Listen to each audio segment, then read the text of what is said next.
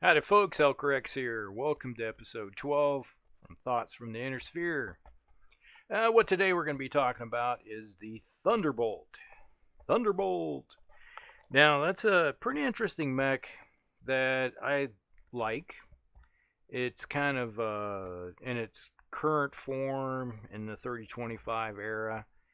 It's kind of a jack of all trades type thing. And it is either can be a support mech, it can work in the front line, and it can also work in the anti-infantry mode also, because it has a lot of anti-infantry stuff. And with it, it can fill several different niches. It's not really a master of any one niche, but it can step into the role and do the job. All right. Now, let's just look at it. The 65-ton Thunderbolt. It's a 4.6 zero mover. Doesn't have jump jets, which a variant does take care of. 15 heat sinks, 208 points of armor, which is just shy of it fully maxed. That's a good thing. Why not put most of the armor on it you can get? And it carries a large laser, LRM-15, 3 medium lasers, an SRM-2, and 2 machine guns. Now, let's just look at this thing. The different weapons, this is where I say you can fall into the fire support mode. It's got an LRM-15, all right, and a large laser. The large laser is only range 15. The LRM is range 21. So when you look at it in the fire support mode, it can get hunkered down and just rain down some fire with that LRM and do some good damage while softening up your target before it can move in and do some enclosed work, which invariably happens in the inner sphere.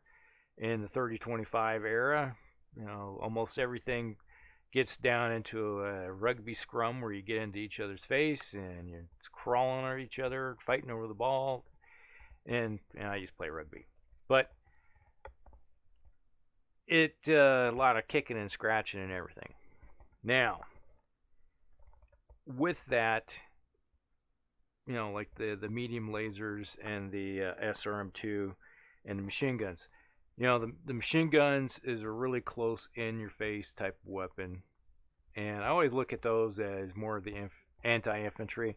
A lot of people don't realize how much damage a machine gun can do against infantry until they're on the receiving end of one. Or in the case of the SRM-2s, that can be used in anti-infantry, especially, hey, if I got an SRM-2, I'm going to be carrying, I can forego the 2 and 4 possibly points of damage because I'm going to load infernals on that thing. Hey, that's the way I rock. I'm going to go out there and give you, it's like, hey, have an infernal round, because a lot of players do not like to care about their the heat management, and I like to exploit that. Yes, it's a weakness of a lot of people. They don't like to pay attention to it. It's like, I'm going to kill everything in one shot, so they keep firing and firing in 2-3 turns. They're running hot, and it's like, oh, have an SRM-2 Infernal. Yeah, you're having a nice day. You got ammo? Oh, I'm sorry. That cooked off? Oh, that's just too bad. So, that's just the way I operate. That's my mentality, because I like to exploit things like that. Now, let's look at, there's a couple variants here.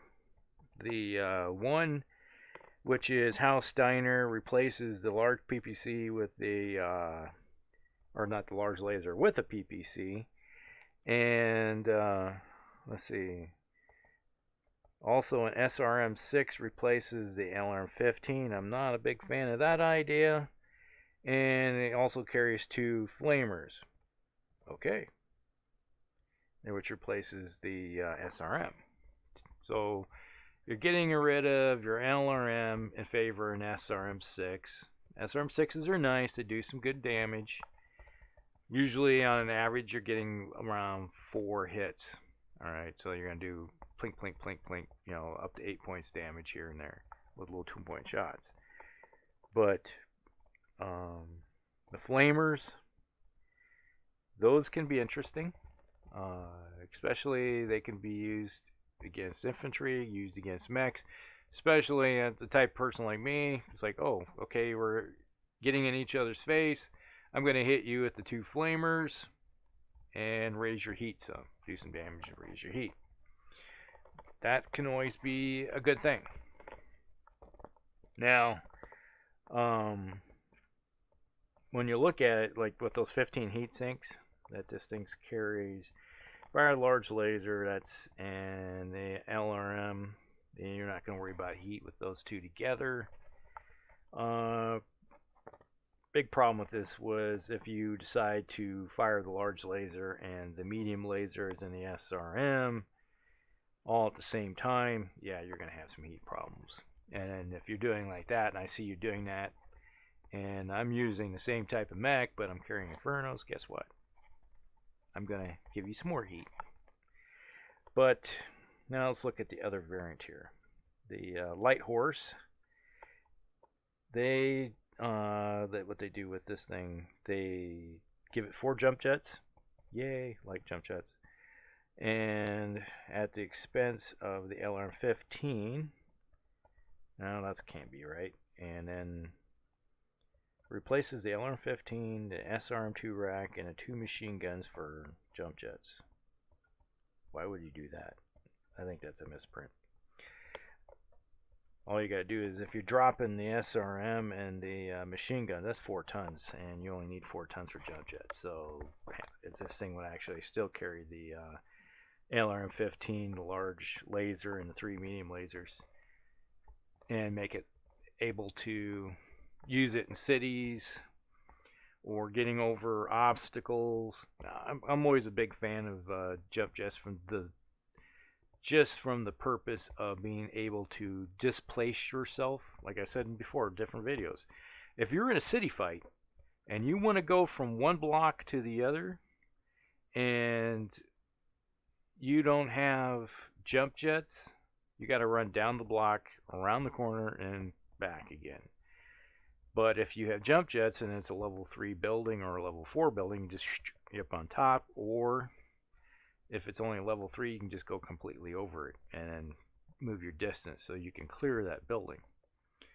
And so that's why I'm always a fan of having jump jets on all of my most of my mechs.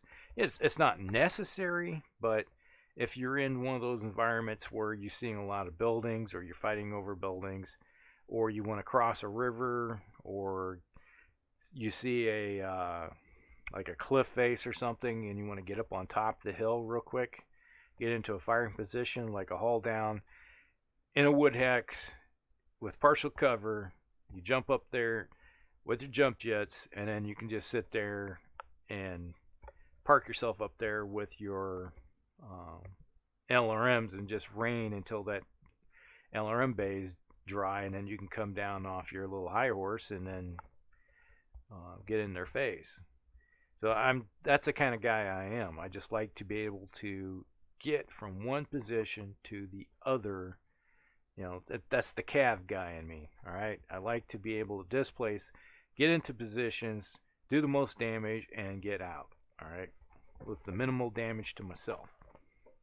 So when you look at it, I guess my favorite version of this, if I'm not running the standard version, and I'm running my mercenary company, and I can do a slight, like the Light Horse are, and I want to do a slight change, you can always dump the SRM-2s and the machine guns in favor of 4 tons for jump jets. Or in this case, one thing you can do is drop the LRM down to an LRM-10. There's 2 tons, and I might be inclined to actually dump the 2 machine guns, leave the SRM-2 there with the Infernos, and then go that route.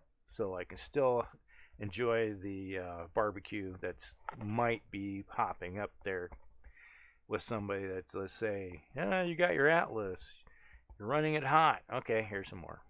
You know, you're knowing a theme here. You know, cook your enemy, cook them in their own soup.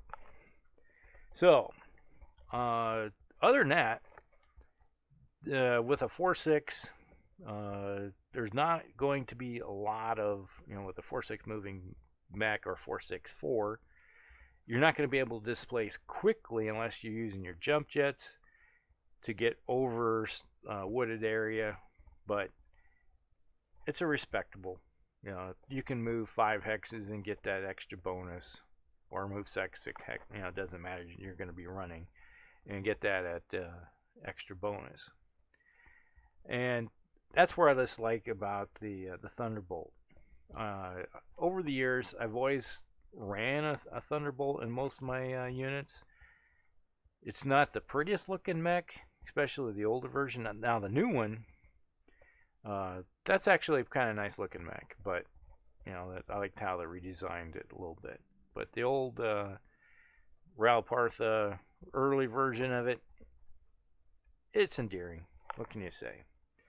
Well, I'd just like to know what your thoughts are.